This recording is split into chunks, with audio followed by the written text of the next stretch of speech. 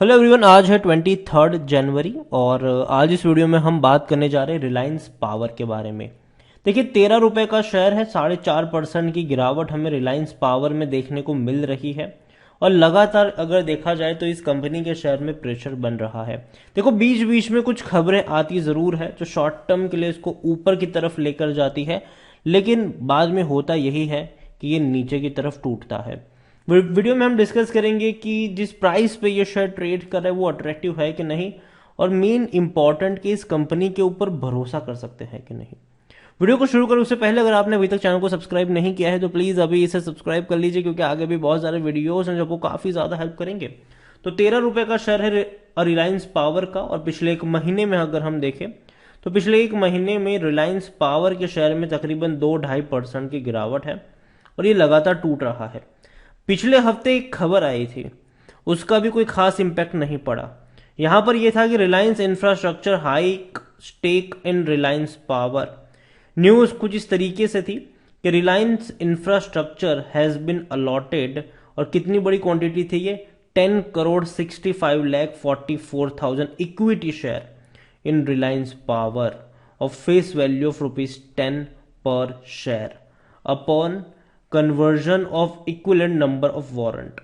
तो यहां पर आप समझिए कि अपनी जो हिस्सेदारी है उसको यहां पर बढ़ाने की बात थी। आप देखिए यहां पर कि Reliance infrastructure in Reliance power will increase 24.90% and further aggregated promoter group shareholding in Reliance Power will be 24.99%।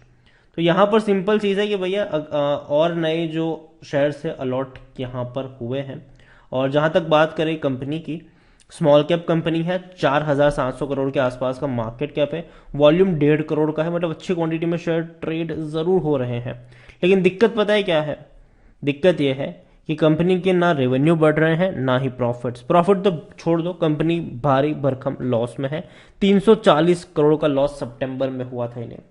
और जहां तक बात है इनके रेवेन्यू की, वो 1,865 करोड़ का था, जो कि इससे पहले के क्वार्टर में 2,060 करोड़ का था। मतलब तकरीबन 10% की गिरावट इनके रेवेन्यू में थी। और प्रॉफिट तो भूल ही जाओ, क्योंकि प्रॉफिट में लॉस ज्यादा है, और वो भी बहुत बड़े लॉसेस यहां पर देखने को मिल रहे हैं। और जैसा कि मैंने कहा कि प्रमोटर अपनी होल्डिंग को अभी भी और बढ़ा रहे हैं। यहां पर आप देखिए, इससे पहले 24.98% की होल्डिंग थी, वो बढ़ के 25% पर आ गई। प्रमोटर ने अपनी होल्डिंग को यहां पर बढ़ाया।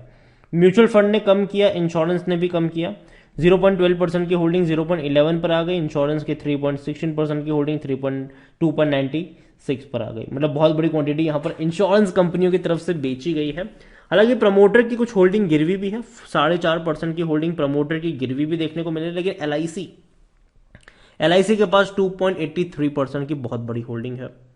रिलायंस पावर अगर हम नजर करें कंपनी के ऊपर, तो भैया कंपनी का जो परफॉर्मेंस नजर आ रहा है कि according to Moneycontrol user 13% लोग कह रहे कि बेचो, बाकी हर कोई कह रहा है खरीदारी करो, खरीदारी करिए तो बने रहो, जो कि काफी सरप्राइजिंग है। क्योंकि अगर आप मेरी चैनल को रेगुलर फॉलो करते हो तो मैंने पहले भी कहा था मैं नहीं खरीदूंगा इसको, ठीक है। क्योंकि अगर आप चार्ट पैटर्न भी इसका फॉलो करोगे, जैसे कि एक महीने का है, लेकिन अगर आप एक साल का ग्राफ फॉलो करोगे तो हर बार ऐसा देखने को मिलता है कि कुछ खबर आती है, कुछ न्यूज आती है, और शेयर एकदम से आग की तरफ उछल पड़ता है, वापस उतनी बड़ी तेजी से ठंडा भी हो जाता है। फिर बड़ी कोई खबर आ गई, बड़ा रफ्तार पकड़ लिया, डबल हो गया शेयर। बाद में क्या हुआ? लगातार टूट रहा है। इवन ऐसा पहली बार नहीं है, अगर आप 3 साल का भी ग्राफ उठा के देख लोगे तो 3 सालों में भी ऐसे कई बार मौके आए हैं कि एक रफ्तार से भागा, गिर गया, भागा, गिर गया, भागा, गिर गया, भागा, और ये टूट गया। तो ये देखने को मिला है, ठीक है। अभी 3 साल में आप कहोगे यार 510% का तो ग्रोथ है, कौन सी कंपनी देती है इतना बड़ा ग्रोथ? लेकिन अगर आप 10 साल का ग्राफ देखोगे ना, तो पता चला कि कोविड के दौरान डेफिनेटली यहां पर तेजी बनी थी, लेकिन उससे पहले का क्या था? ये टूट रहा था। अभी भी इनके फंडामेंटल्स अगर आप देखोगे तो ये सिंपल सी चीज है, कंपनी लगातार बड़े बड़े लॉस कर रही है। यहां पर इनके रेवेन्यू लगातार कम होते जा रहे हैं। आप देखो 9,500 करोड़ का रेवेन्यू हर बार कम होकर 7,500 करोड़ पे आ चुका है। अभी भी इनका जो क्वार्टरली रेवेन्यू है वो 1,700 1,800 करोड़ के आसपास का है। मतलब कि एवरेज 7,000 करोड़ की ही है इनकी। 2023 में भी एक्सपेक्टेशन जो है वो, और प्रॉफिट अगर हम देखें तो लॉस में है कंपनी, 565 करोड़ का लॉस 2022 में था, 2023 में भी लॉस है इनको, और बड़े लॉस है। लास्ट क्वार्टर में 340 करोड़ का लॉस दिखाया है इसने, और अभी दिसंबर क्वार्टर के नतीजे आने बाकी है। हालांकि अभी तक कोई डेट सामने नहीं आई कि क्वार्टरली रिजल्ट्स इनके कब आएंगे। जहां तक बात है इनके डिविडेंड की, तो भूल जाओ कि डिविडेंड आपको ये पे भी करेगा। जहां तक बात है रिलायंस पावर के परफॉर्मेंस की, तो कुछ खास अच्छा परफॉर्मेंस नहीं है। और इनके शेयर होल्डिंग पैटर्न को लेकर अगर हम देखें तो प्रमोटर की तरफ से डेफिनेटली कुछ खरीदारी हमने यहाँ पर जरूर देखी, और सबसे अच्छी बड़ी बात यहाँ पर ये नजर आई कि प्रमोटर के पहली होल्डिंग बहुत ज्यादा गिरवी थी। जैसे कि सितंबर क्वार्टर में प्रमोटर की 6.12% की होल्डिंग गिरवी थी, आज प्रमोटर ने बहुत सारे शेयर्स जो गिरवी थे उसको छुड़ाए, अभी सिर्फ 1.14% की होल्डिंग गिरवी है। देखने में ये बहुत अच्छा लग रहा है, ठीक है कि यार इतना तो अच्छा है, लेकिन कंपनी के ऊपर कर्जा ज्यादा है। कंपनी जिस सेक्टर में काम करती है उस सेक्टर में कंपटीशन ज्यादा है, और मैंने पहले भी कहा है, मैं आगे भी कहूंगा कि मैं मानता हूं कि पावर सेक्टर आने वाले दौर में बहुत अच्छा परफॉर्म करेगा। लेकिन आप ये समझिए कि पावर सेक्टर में कुछ बड़ी कंपनियों का ही राज चलेगा आने वाले दौर में, जैसे कि टाटा ग्रुप का चलेगा, उसके बाद अदानी ग्रुप का चलेगा, अब मुकेश अंबानी भी इस सेक्टर में एंट्री कर रहे हैं, उनका चलेगा, और कुछ सरकारी कंपनियां भी है यहाँ पर छोटी मोटी, उनका चलेगा। लेकिन जो बाकी की छोटी मोटी कंपनी है, ठीक है, प्राइवेट कंपनी, चाहे आप रिलायंस पावर की बात कर लो, रतन पावर की बात कर लो, या जेपी पावर की बात कर लो, या और कुछ छोटी मोटी कंपनियों की बात कर लो, याद रहे वो आज नहीं तो कल बिकने वाली है, ठीक है।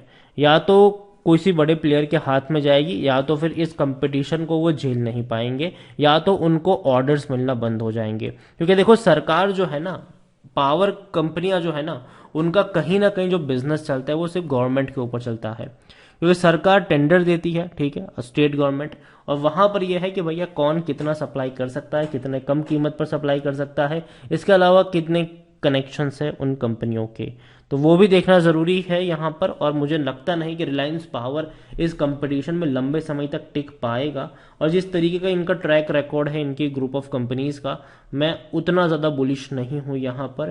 क्योंकि यहाँ पर जब भी तेज़ी आती है वो एक टेम्पररी तेज़ी होती है, बाद में लगातार ये गिरावट दिखाता हुआ में जो गिरावट है वो दिखाता नजर आता रहता है। तो यही वजह है कि रिलायंस पावर में भले ही हमें एक प्रमोटर की होल्डिंग में थोड़ी सी तेजी, मतलब अब बढ़ाई हो प्रमोटर ने, या फिर प्रमोटर ने बहुत सारे गिरवी रखे हुए शेयर्स को छुड़ाया हो, लेकिन फिर भी भरोसा करना मुश्किल है अभी इनके ऊपर, जब तक कंपनी का परफॉर्मेंस नहीं सुधरता, जैसे कि इनके प्रॉफिट और रेवेन्यू में जब तक तेजी नहीं आती तब तक के लिए इसको अवॉइड करिए।